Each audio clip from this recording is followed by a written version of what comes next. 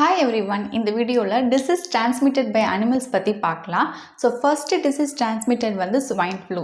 Swine flu அப்படிங்கிறது பன்னி காய்ச்சல்னு சொல்லுவோம் இல்லையா? இது வந்து பிக்ல தான் ஃபர்ஸ்ட் ஆரிஜினேட் ஆச்சு. இது எதனால காஸ் ஆகுதுன்னா வைரஸ்னால. அந்த வைரஸ் பிக்கை அஃபெக்ட் பண்ணும்.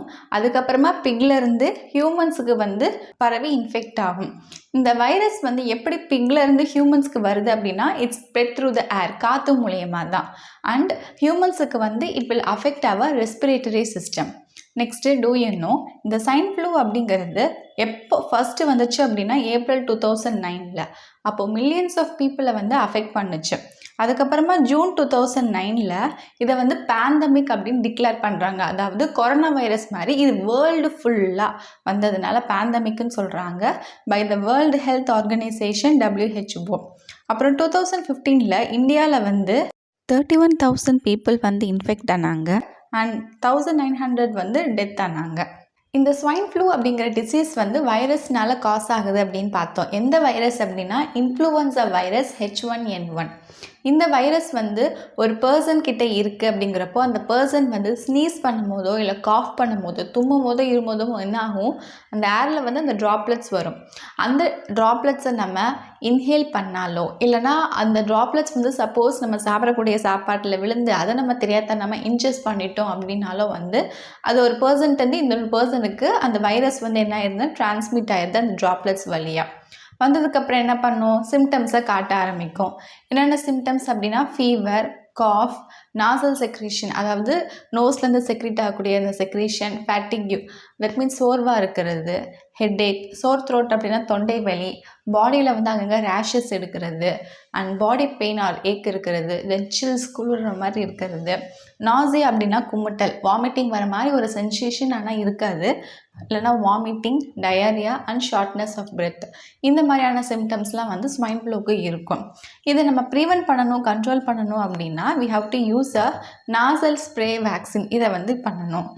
இன்னொன்று, எந்த பர்சனுக்கு அந்த ஃப்ளூ வந்து இருக்கோ, அந்த ஃப்ளூனால சஃபர் ஆகுறாங்களோ அவங்கக்கிட்ட க்ளோஸ் காண்டாக்டில் இருக்கக்கூடாது, அதை அவாய்ட் பண்ணணும்.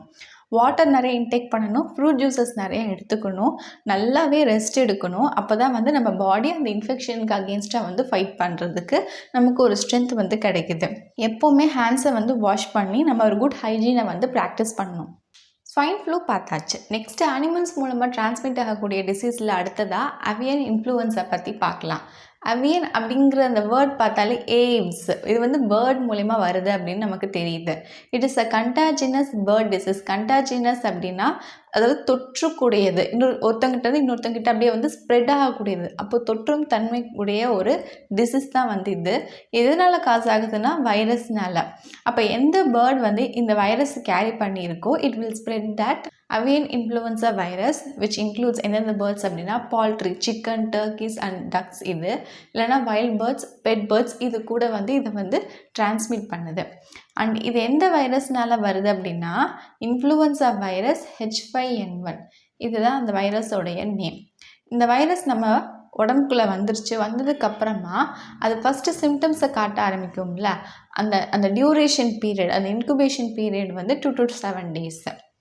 எந்த ஒரு பீப்புள் இந்த இன்ஃபெக்டட் பேர்ட் கிட்ட க்ளோஸ் காண்டாக்டில் இருக்காங்களோ, அப்படி இல்லைன்னா அந்த பேர்டோட சில செக்ரீஷன்ஸ் வந்து கண்டாமினேட் ஆகிருக்கும் அந்த சர்ஃபேஸ் மேலே, அந்த சர்ஃபேஸை போய் நம்ம டச் பண்ணும்போது எந்த செக்ரீஷன் அப்படின்னா இந்த பேர்டோட மவுத்லேருந்து வரக்கூடிய செக்ரீஷன், இல்லைனா ஐஸ்லேருந்து வரக்கூடியது, மியூக்கஸ்லேருந்து வரக்கூடியது, அது otherwise nasal secretion or droppings, அதாவது பேர்டோட ஃபீசஸ், இதெல்லாம் வந்து நம்ம ஒரு சர்ஃபேஸில் கண்டாமினேட் ஆகிருக்கும் போது அதை போய் நமக்கு தொட்டோம் அப்படின்னா க்ளோஸ் காண்டாக்டில் இருக்கும்போது நமக்கு வந்து இந்த வைரஸ் வந்து நமக்கு வந்து இந்த டிசீஸ் வந்து டிரான்ஸ்மிட் ஆகக்கூடிய சான்சஸ் வந்து நிறையாவே இருக்குது.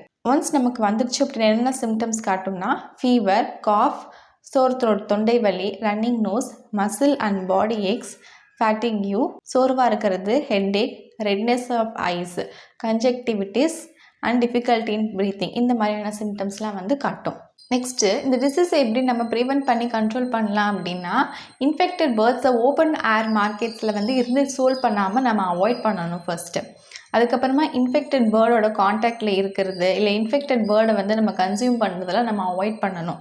அப்படி எதாவது பண்ணுறதா இருந்தால் ப்ராப்பராக க்ளீன் பண்ணிவிட்டு நம்ம கரெக்டாக குக் பண்ணணும். அதாவது 100 டிகிரி செல்சியஸ் வரைக்கும் பாயில் பண்ணாலே வைரஸ் வந்து இறந்துரும். ஸோ கரெக்டாக ப்ராப்பர் குக்கிங் அண்ட் க்ளீனிங் வந்து இருக்கணும். Next do you know avian influenza virus A அப்படிங்கிற H5N1 வைரஸ் வந்து எப்போ ஃபஸ்ட்டு எமர்ஜ் ஆச்சு அப்படின்னா 1996. ஃபர்ஸ்ட் எங்கே ஐடென்டிஃபை பண்ணாங்கன்னா சதர்ன் சைனாலேயும் ஹாங்காங்கில் ஐடென்டிஃபை பண்ணியிருக்காங்க. அப்புறம் ஹியூமன்ஸில் ஃபஸ்ட்டு டிஸ்கவர் பண்ணது எப்போனா 1997 by the world health organisation. அதுக்கப்புறமா ஃபர்ஸ்ட் அவுட் பிரேக்கு, அந்த நோய் வந்து கடுமையாக எப்போ பரவ ஆரம்பிச்சிச்சு அப்படிங்கிறப்போ in December 2003. Okay, that's all about the disease transmitted by animals. I hope இன்றைக்கி பார்த்து இந்த வீடியோ உங்களுக்கு கிளியராக அண்டர்ஸ்டுட் ஆயிருக்கும்னு நினைக்கிறேன். If you have any doubt regarding this, please do comment let me know in the comment section. If you like this video, thumbs up, share among your friends circle. இந்த video நிறைய பேருக்கு யூஸ்ஃபுல்லாக இருக்கட்டும். நீங்கள் இந்த சேனலுக்கு புதுசு சயின்ஸை பற்றி ஈஸியாக தமிழில் அண்டர்ஸ்டாண்ட் பண்ணி லேர்ன் பண்ண நினச்சிங்க அப்படின்னா இந்த சேனல் உங்களுக்கு ரொம்பவே யூஸ்ஃபுல்லாக இருக்கும். நான் என்னோட சேனலில் ஃபிசிக்ஸ், பயாலஜி, கெமிஸ்ட்ரி எல்லா கான்செப்ட் கவர் ஆகிற மாதிரி ஸ்டாண்டர்ட் 6லேருந்து ஸ்டாண்டர்ட் 8 வரைக்கும் எல்லா யூனிட் கம்ப்ளீட் பண்ணிவிட்டு இந்த இயர் நான் ஸ்டாண்டர்ட் 9 ஃபர்ஸ்ட் டேர்ம் முடிச்சுட்டு செகண்ட் டேர்ம் வந்து போஸ்ட் பண்ணிக்கிட்டே வரேன். இது வரைக்கும் நான் போஸ்ட் பண்ண வீடியோஸ் எல்லாமே என்னோட சேனல் பிளேலிஸ்ட்டில் இருக்குது. You can go there and see it. Don't forget to subscribe my channel and click the notification bell button to get the latest upcoming videos. See you soon again in next video. Thank you for watching.